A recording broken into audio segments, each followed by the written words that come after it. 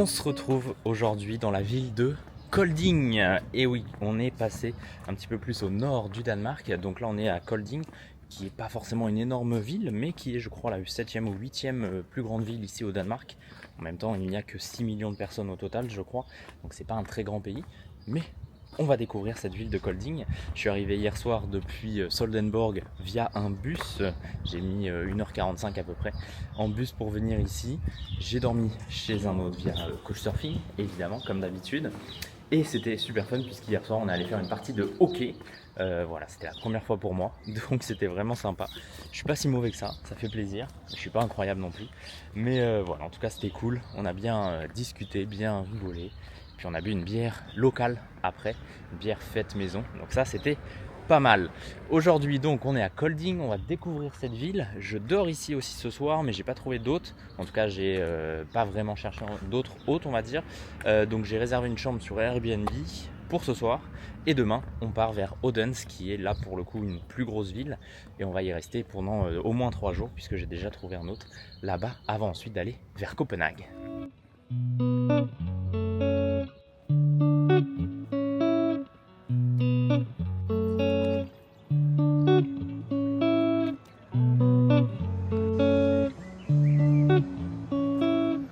Bon, et pour commencer, alors par là il y a notamment le château de Kolding, qui est assez connu, on va dire. Mais on va pas y aller directement, je vais plutôt longer ce petit canal pour ensuite me diriger donc vers la mer Baltique, hein, toujours, aller un petit peu sur le port, etc., partir dans cette zone et ensuite revenir par l'autre côté et enfin finir avec le château avant d'aller chercher toutes mes affaires dans mon couchsurfing et de partir vers le Airbnb.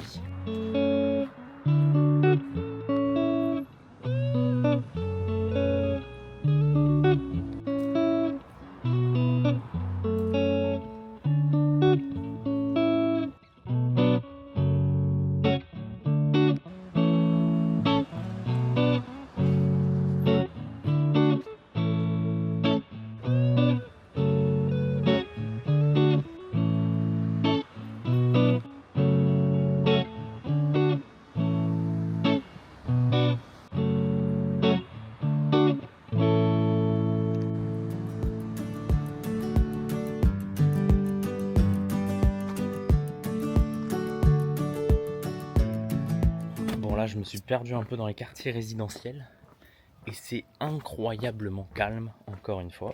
Il n'y a vraiment personne. C'est très calme.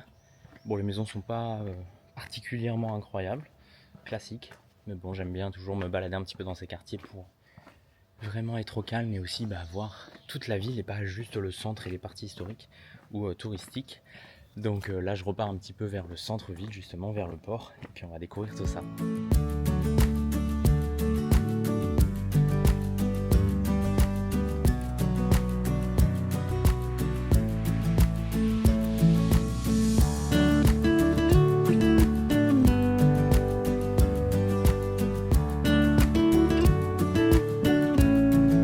Bon, là je suis arrivé dans une zone un peu plus bureau, immeuble, etc. C'est là où je suis arrivé hier d'ailleurs en bus et où mon hôte est venu me chercher en voiture. Donc ça c'était plutôt cool parce que ça m'a évité de marcher jusqu'à son appartement. Mais là je vais juste traverser cet endroit parce que c'est pas forcément très intéressant. Et puis je vais repartir un petit peu plus vers le centre, vers l'eau. Et on va enfin arriver normalement au bord de la mer Baltique, ou en tout cas de la zone de la mer Baltique qui arrive ici.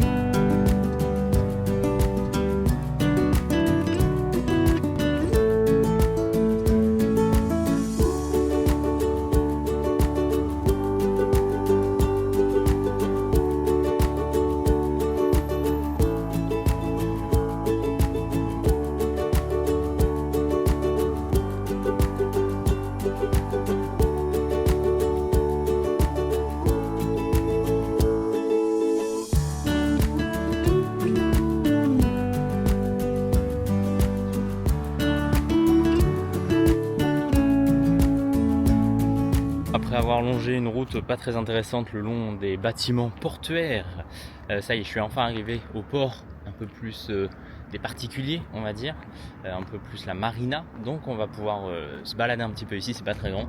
Et ensuite je vais repartir de l'autre côté, je vais traverser le pont, enfin je vais passer sur le pont en tout cas, et je vais repartir vraiment vers le cœur de la ville.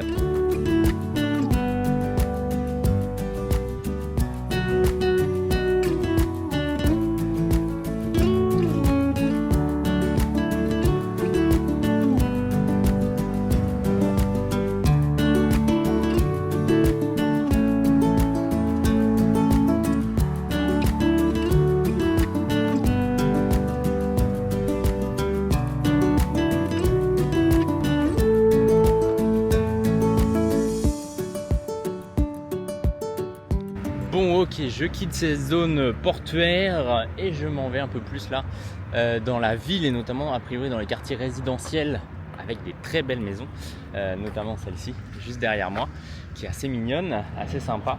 Donc on va visiter un petit peu ce quartier, mais de toute façon c'est sur la direction du centre-ville et puis on va découvrir tout ça tranquillement.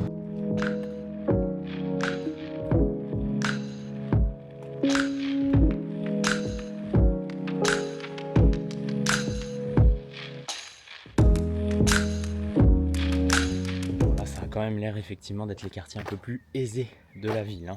On va pas se mentir, très très belles maisons, des très grosses maisons. Bon, c'est sympa, en tout cas c'est très calme ici alors qu'il y a le port juste à côté qui est lui pour le coup est beaucoup plus bruyant puisqu'il y a les voies ferrées mais il y a aussi une grande route. Mais ici c'est vraiment très calme, très sympa.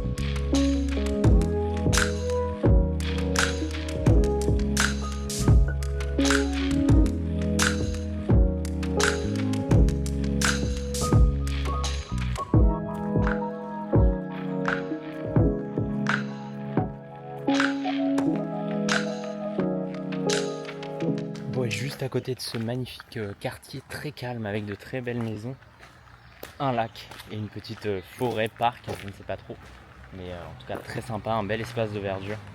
Ici, en même temps cette ville, elle n'est pas très grande et elle est entourée par beaucoup de forêts, beaucoup de champs, beaucoup d'espaces verts, comme un peu partout d'ailleurs au Danemark, hein. J'ai vu ça hier en passant dans ce pays, en traversant un peu le pays avec le bus, mais bon, c'est toujours plus sympa que du béton.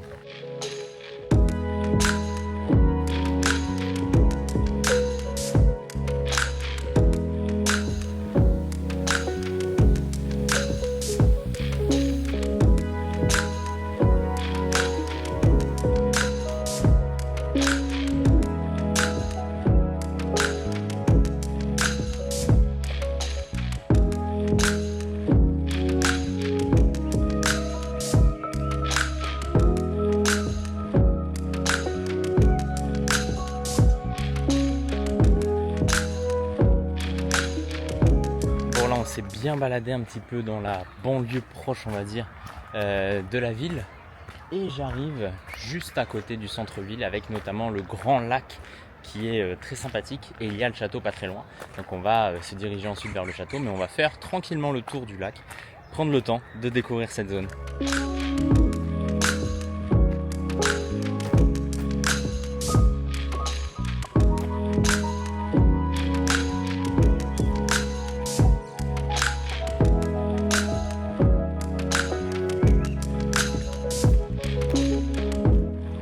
Précision quand même, là on n'est pas au bord du lac, hein. On est aussi au bord d'une petite zone d'eau.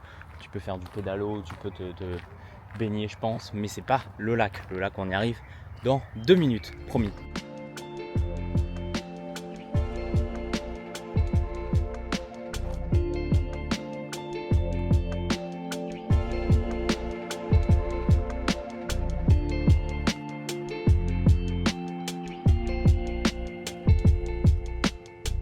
Bon, là on est arrivé au lac, ça y est. Et on va aller voir directement le château d'un peu plus près. toute cette zone et ensuite on va redescendre, puisque le château évidemment est un peu en hauteur, pour aller vraiment dans le cœur de la ville. Et on va se trouver quelque chose à manger aussi, puisque là je commence à avoir faim.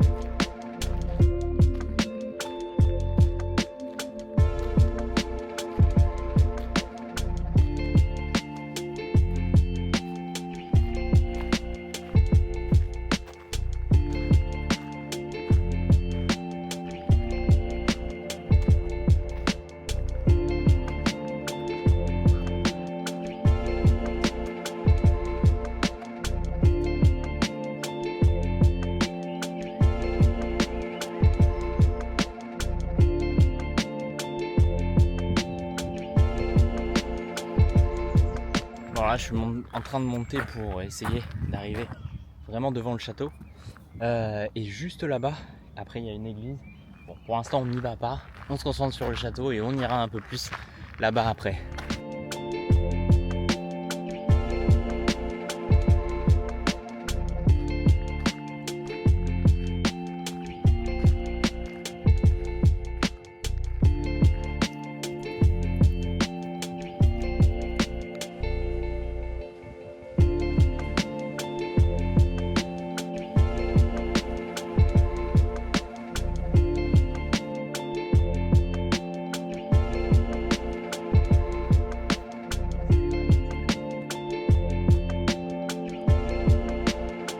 Évidemment, pour visiter le château il faut payer, hein. Mais bon, dans tous les cas on a une belle petite vue sur le lac et puis je vais aller voir un petit peu aussi les devants du château. Mais si tu veux avoir plus d'infos sur tous ces lieux et tous ces monuments, n'hésite pas à me rejoindre sur Insta, puisque je rentre un peu plus dans les détails, notamment avec des recherches historiques. Et donc c'est guillaume.lre. Et comme ça tu pourras en savoir un peu plus sur l'histoire du château, mais aussi sur l'histoire de la ville et de tout le reste.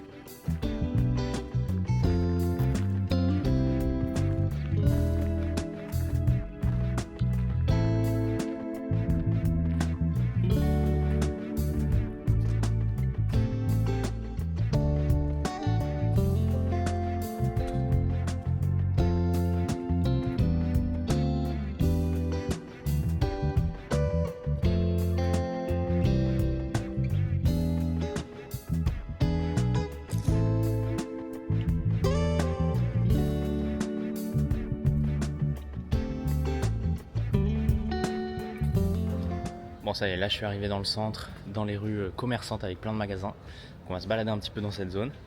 Et puis après on prendra tranquillement le chemin du retour vers l'appartement pour récupérer toutes mes affaires.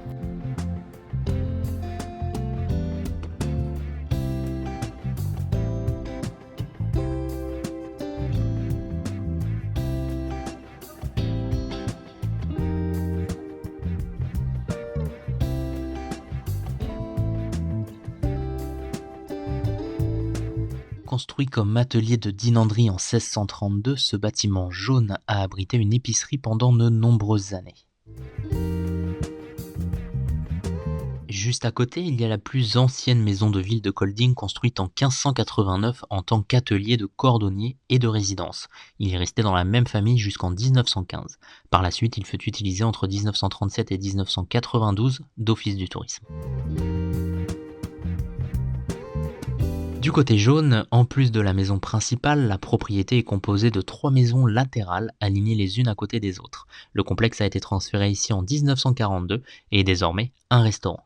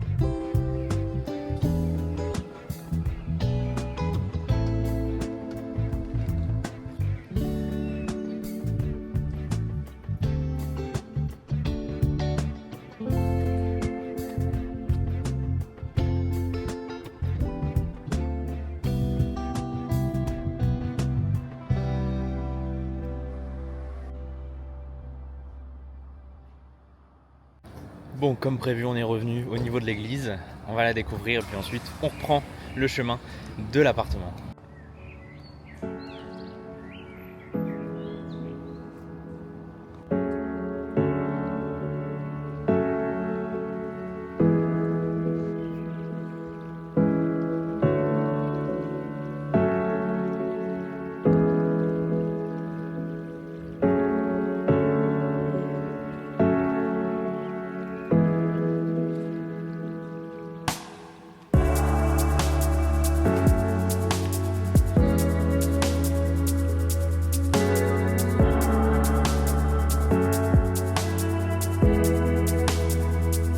Bon, juste après cette église, il y a de très belles choses a priori, notamment des belles maisons anciennes, mais je ne vais pas y aller aujourd'hui, on ira demain, comme je reste ici jusqu'à demain. On va en profiter pour continuer de visiter un peu la ville demain, je ne veux pas tout faire aujourd'hui. Donc là, direction l'appartement, je récupère mes bagages et je vais directement à mon Airbnb.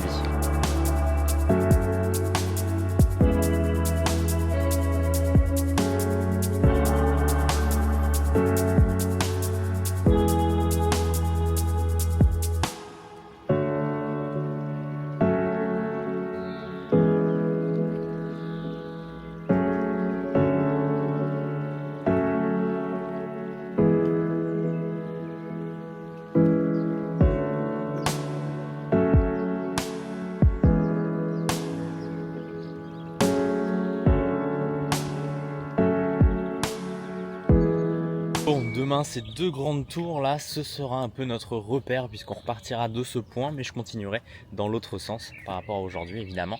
Donc voilà, demain rendez-vous ici, même heure, même endroit, enfin qu'aujourd'hui en tout cas, que maintenant, pour visiter le reste de la ville.